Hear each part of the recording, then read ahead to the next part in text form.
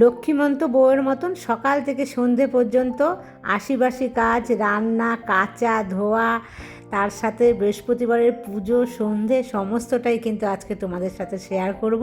একা থাকি তো কী হয়েছে বন্ধুরা, প্রচুর কাজ কিন্তু আমাকে প্রত্যেক দিনই করতে হয়। তাই প্রচুর প্রচুর কাজ নিয়ে আজকেও আমি তোমাদের সামনে হাজির হয়ে গেছি। আশা করি বন্ধুরা তোমাদের ভালোই লাগবে, আর যদি ভালো লাগে তাহলে কিন্তু তোমরা আমার সাথেই থেকো। আজ আমার বিয়ে হয়েছে 22 বছর পূর্ণ হয়ে 23 বছরে কিন্তু পড়ে গেছি। তো অনেকগুলো বছর হয়ে গেছে বিয়ের, মানে প্রায় কিন্তু মধ্যযুগে আমি চলে এসেছি। তো একটা কথাই তোমাদের এই কারণে বলছি যে প্রথম অ্যানিভার্সারি গিফট মানুষের জীবনে কিন্তু সব সময় স্মরণীয় হয়ে থাকে। প্রথম বছর বিবাহবার্ষিকী না, কারণ ফার্স্ট বিয়ের পর একটা আলাদাই কিন্তু থাকে তার উত্তেজনা বা আনন্দ সমস্ত কিছুই।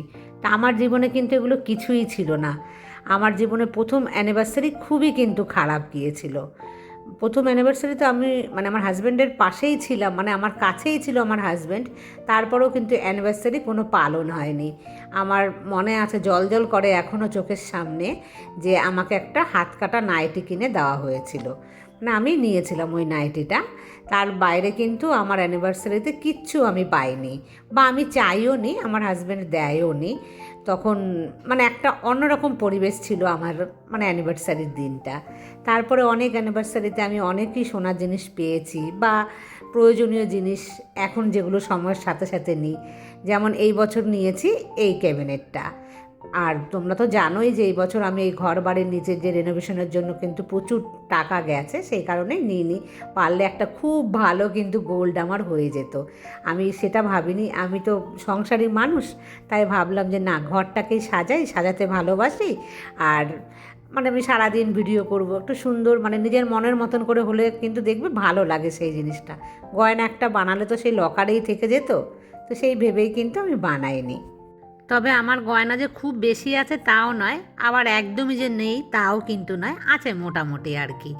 গয়নার শখ তো মেয়েদের সব বাড়ি আছে, তা আমারও ছিল একটা সময়। এখন মেয়ে বড় হওয়ার সাথে সাথে সেই সবগুলো কিন্তু মানে মেয়ের শখের দিকেই আমার চলে গেছে, কারণ মেয়েকে মানুষ করা, মেয়ের পেছনে খরচ করা, এটাই কিন্তু এখন উদ্দেশ্য হয়ে দাঁড়িয়েছে।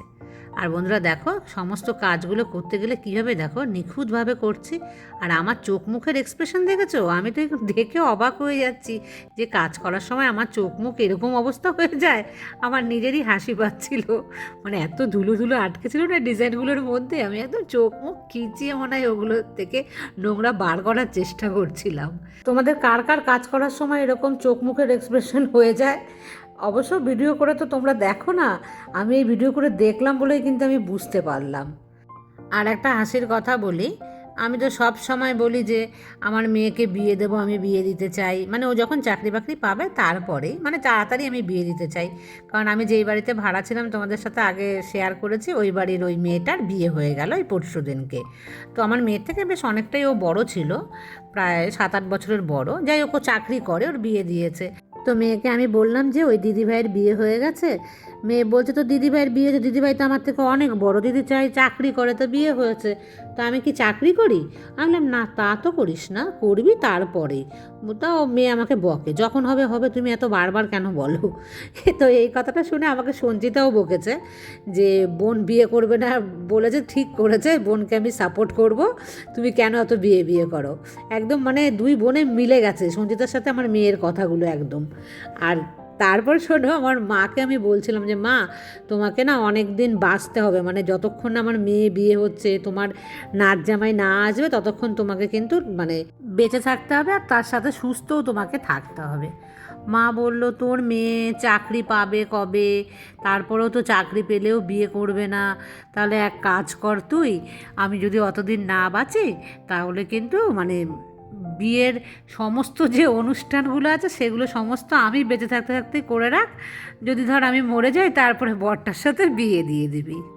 বলো দেখি, একটা এমন কথা আমাকে বলেছে যে অনুষ্ঠানগুলো সব করে রাখবো যেন বর যখন খুঁজে পাবো বা ছেলে যখন পছন্দ হবে তখন দিস, যদি আমি নাও থাকি তাহলে অনুষ্ঠানের আনন্দগুলো তো আমি অন্তত করে যেতে পারবো। এটা কি হয় বন্ধুরা? এরকম যদি হতো তাহলে তো ভালোই হতো, তাই না? যে বর থাকুক পরে, আগে সমস্ত অনুষ্ঠান করে আনন্দ করে নিই সবাই মিলে। তো এত হাসি পেয়ে গেছে না আমার এই কথাটা শুনে। আর বন্ধুরা দেখো, এই যে জায়গাটা তো বাঁধিয়ে দিয়েছে না, এই রাস্তাটা একদম ভালো হয়ে গেছে। তো এই জায়গাটা কিন্তু ঢাল হয়েছে, বুঝতে পেরেছো? জল কিন্তু জমে থাকছে ওই নিচের পোর্শনটাতে।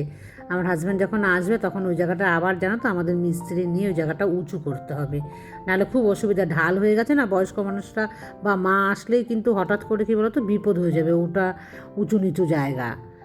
আর সামনের পোর্শনটা আমি ধুয়ে দিলাম, এই পোর্শনগুলো সামনে মানে দুপাশের যে জায়গাটা সেগুলো আমি হেনাকে দিয়ে ধোয়া করাচ্ছি। সামনের পোর্শনটা একটু আমি ভালোভাবে মানে একটুখানি কায়দা করে ওখানে ধুতে হয়, না হলে না পুরো গেটমেটগুলো ভিজে যায়। সেটা আমি হেনাকে বলি যে তোমাকে করতে হবে না, আমিই করে নেবো এই পোর্শনটা। আর এখানে দেখেছো অনেকটা কিন্তু ঢাল আছে। তো যাই হোক, হেনা কাজ করে দিয়ে চলে যাবে, তারপরে আমি যাচ্ছি এবার হচ্ছে কাজে। আর অল্প কয়েকটা জামা কাপড় আছে, হাতে কেচে নিই। আর হেনা কি কাজ করলো বলো তো? আমি তো তারপরেও তোমরা দেখছো যে আমি কাজ করছি। হেনা কিন্তু ওপরের পোর্শনের ঘর দুয়ার ওগুলো ঝাড় দিয়ে মুছলো, মানে ধরো ওপর করলে আমি নিচ করি, এভাবেই কিন্তু আমি করি, কারণ আমি চাই পুরোটা বাড়িই পরিষ্কার রাখার জন্য।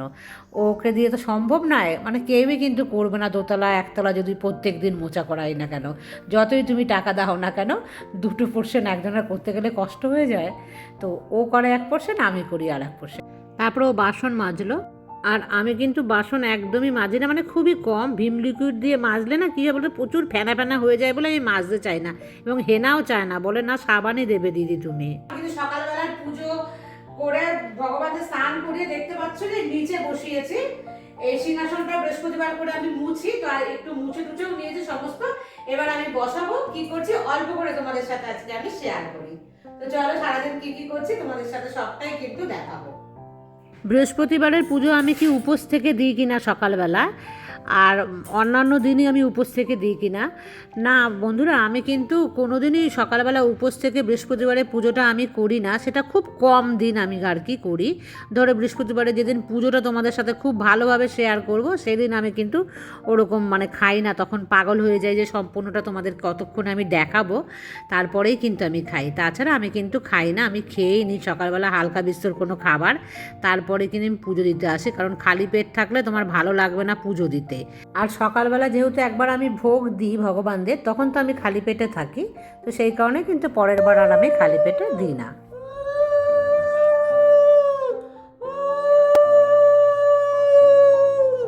প্রত্যেক বৃহস্পতিবারে যে ধরনের নিয়মগুলো আমি করি সেটা কিন্তু আগের ব্লগে আমি তোমাদের সাথে শেয়ার করেছি, মানে আগের বৃহস্পতিবারে, পারলে তোমরা ওটা দেখে নিও। তো আজকে আর ডিটেলসে সেই কারণে আমি দেখাচ্ছি না তোমাদেরকে, দেখালে তো ব্লগটা অনেক বড় হয়ে যায়, আর প্রত্যেকবারই একই জিনিস দেখালে তোমাদের ভালোও লাগবে না দেখতে। তবে ঘিয়ের প্রদীপ তো অবশ্যই দেবে সকাল বিকেল, মানে তোমরা যতবার পারবে ততবারে কিন্তু দেওয়ার চেষ্টা করো। যাই হোক বন্ধুরা, আমার কিন্তু পুজো দুপুরের কমপ্লিট হয়ে গেল, তো তোমাদের সাথে শেয়ার করলাম না। এবার কিন্তু আমি দেখো রেখে দিয়েছিলাম, জানো তো আমার মনেই ছিল না, এই যে জামা কাপড়গুলো বালতি করে সেজে রেখে দিয়েছি না, মনে থাকে না জানো তো বন্ধুরা, তোমাদের কাদের কাদের হয়, আমি এমন ভুলে যাই, ওয়াশিং মেশিনে থাকলেও অনেক সময় ভুলে যাই, আবার বালতিতে থাকলেও না অনেক সময় ভুলে যাই, ভাবছি যে একটু পরে করব। তো এরকম ভুলোমন তোমাদের কাদের আছে? আমি কিন্তু এই ভুলোমনটা আমার তোমাদেরকে আগেও বলেছি, আমার মায়ের থেকে পেয়েছি, এরপরে দেখবে আমার মেয়ে মনে হয় পাবে আমার থেকে। তো মানে জেনারেশন বাই জেনারেশন এই ভুলোমন নিয়ে মনে হয় চলবো। তবে আমার হাজব্যান্ডের কিন্তু ভুল হয় না এক চুলো, ওর আবার অতিরিক্ত মনে থাকে জানো তো সব কথা বা সব জিনিস, মানে এত মনে থাকে, মেয়ে মানুষকে কিন্তু একদম ফেল মানে তোমাদের করিয়ে দেবে। আর প্রত্যেক বৃহস্পতিবারে এরকম সবজি তোমরা কারা খাও, সয়াবিন সয়াবিন সয়াবিন, আমি এ তো মানে পাগল হয়ে যাই তোমাদের দেখাতে দেখাতে, তার জন্য রান্নাটা দেখালাম না। আর টুম্পা আমাকে জিজ্ঞাসা করেছিল কিচেন র্যাকগুলোর দাম কত, তো কিচেনে আমি দুটো দেখবে, একটা হোয়াইট কালার একটা ব্ল্যাক কালার। হোয়াইট কালারটার দাম যতদূর আইডিয়া 250 থেকে 300 টাকা এরকম একটা দাম হবে, আর যেটা ব্ল্যাক কালার আছে সেটা হচ্ছে তোমার ধরো 500 টাকা থেকে 550 টাকার মধ্যে দাম। আমার ঠিক দামটা মনে নেই, আর আমার মোবাইল থেকে ডিলিট হয়ে গেছে বলে আমি সেটা বলতে পারছি না প্রপার, মানে 600 টাকা দাম নয় ওটার, আমি সেটা নিয়েছিলাম। তো তোমরা অনলাইনে এর থেকেও কমেও পাবে, আবার এর থেকে কিন্তু দামে বেশিও পেয়ে যাবে। ভিডিওটা করতে ভুলে গেছিলাম, তাই আমি মুখে বলে দিলাম, নাহলে তোমাদেরকে দেখিয়ে দামটা বলতাম। যাই হোক টুম্পা, তুমি হয়তো বুঝতে পেরেছো। আর দুপুরবেলা খাওয়া দাওয়া করলাম, তেঁতোর ডালটা দারুণ হয়েছিল, কিন্তু সয়াবিন আর ভাল লাগেনি, সেই এক সয়াবিন খেতে খেতে এবার মুখ পচে গেল। যাই হোক, এখানে একটুখানি শুয়েছিলাম, এবার কিন্তু একটু মানে 15-20 মিনিট ঘুমাই, আমার কিন্তু ভাল্লুকের ঘুম, বেশি ঘুম কিন্তু আমার চোখে নেই, জানো তো কি জানো, অনেক মানে আগে থেকে বিয়ের প্রথম প্রথম এত ঘুম ছিল, তার জন্য কিন্তু মানে অনেকেই আমার এই ঘুমের জন্য মনক্ষুণ্ণ হতো। সেই মনক্ষুণ্ণ কিন্তু এখন চলে গেছে, মানে নিজে একা একা থাকি, ঘুমিয়ে থাকলেও কেউ বলার নেই, তাতেও কিন্তু আমার চোখে ঘুম নেই, জানো তো, খুব কম ঘুম আমার চোখে। তারপরে আসলাম দেখো ছাদে জল দিতে, এখন কিন্তু সন্ধ্যের আগে আগে, খুব যে বেশি মানে বেলা আছে তা কিন্তু নয়। তবে গাছে জল দিতে মানে তখন ভেবেছিলাম যে জামা কাপড় দিতে আসবো তখন দেবো, মানে যখন মেলতে আসলাম তখন আর দেওয়া হয়নি, ভেবেছিলাম পরে মানে আরও আগে আসবো, জামা কাপড় শুকিয়ে ঝনঝন হয়ে গেছে একদম। অর্পিতা বলেছিল যে আমাদের এখানে বারোদোল হয়, রাজা কৃষ্ণচন্দ্রের যে মেলাটা হয় না এখানে, 1 মাস ধরে মেলা হয়, তো ওই মেলাটা কবে শুরু হবে তাহলে ও আসবে। তো অর্পিতার জন্য আমি বলছি যে বারোদোল খুব বেশি দেরি নেই, আর 15 থেকে মানে 16 দিনের মাথাতেই হয়তো হবে। আমি একদম কনফার্ম হয়ে ডেটটা তোমাকে বলছি। আর কি বলো, তখন আসবে কবে, একদম প্রথম দিকেই কিন্তু আসবে, প্রথম 1 2 3 দিনের মধ্যে আসলে রাজবাড়ির ভেতরটা ঢুকতে পারবে, মানে নাট মন্দিরের ভেতরে। তারপরে আসলে মেলা থাকবে কিন্তু নাট মন্দিরের ভেতরে ঢুকতে পারবে না। তার ডেটটা তোমাকে আমি জানিয়েই দেবো বেশ কিছুদিন আগেই। আর তার সাথে সাথে তিথিকেও আমি বলছি যে তিথি তুমিও তাহলে যদি ওই সময় আসো তো তোমার এক ঢিলে দুপাখি হয়ে যেতে পারে, যে আমার সাথেও দেখা করে নিলে আর রাজবাড়ি মেলাটাও দেখে নেবে।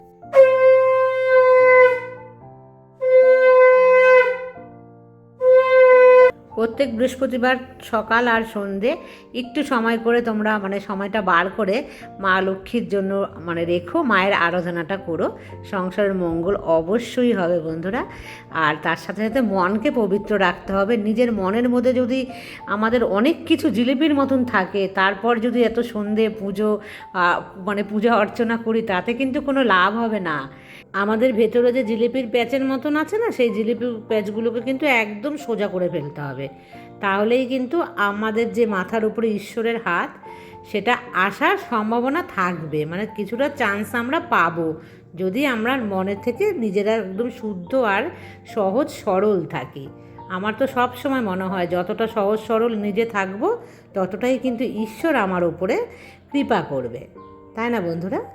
যাই হোক, বৃহস্পতিবারে কী করলাম তারপরে আর শেয়ার করলাম না, কারণ আগের সপ্তাহে ব্লগে তোমাদের সাথে শেয়ার করেছি মা লক্ষ্মীর কৃপা পাওয়ার জন্য কী কী করতে হয়। আর এই সন্ধেবেলায় এখন আমি আসলাম, মানে সন্ধ্যের পরে এই জামা কাপড়গুলো ভাঁজ করি। আর আমার তো জন্মের স্বভাব জানো বন্ধুরা, খুব বাজে স্বভাব। তোমরা বলো না আমি ভীষণ অ্যাক্টিভ, এই জিনিসটা কিন্তু আমি একদম অ্যাক্টিভ না। জামা কাপড় নিয়ে আসলে একবার বিছানায়, একবার সোফায়, মানে সমস্ত জায়গাতে কিন্তু আমার পড়েই থাকে। কেন যে এই আলসেমিটা আমার লাগে আমি জানি না, আমার ভাল লাগে না এই জামা কাপড় ভাঁজ করতে। কেচে দিতে আমার অতটা কষ্ট হয় না, কেচে মেলে দেবো, কিন্তু এই যে ভাঁজ করে সুন্দর করে রাখতে হয় না, ওই জিনিসটা আমার একদমই ভাল লাগে না। কে একজন আমাকে বলেছো যে আমার এই আলমারিটা কাঠের কিনা। হ্যাঁ, এই আলমারিটা আমার কাঠের তৈরি, আর এটা 4 পাল্লার আলমারি। এটার দাম কিন্তু অনেক বেশি পড়েছিল, বাড়িতে যেহেতু আমি ভালো সেঞ্চুরি কাঠ দিয়ে বানিয়েছিলাম। এর আগে আমি ব্লগে তোমাদের সাথে শেয়ার করেছি। যাই হোক, আবার পরে তোমাদের সাথে ভালোভাবে বলবো। আর আজকের মতো নেই পর্যন্ত, টাটা।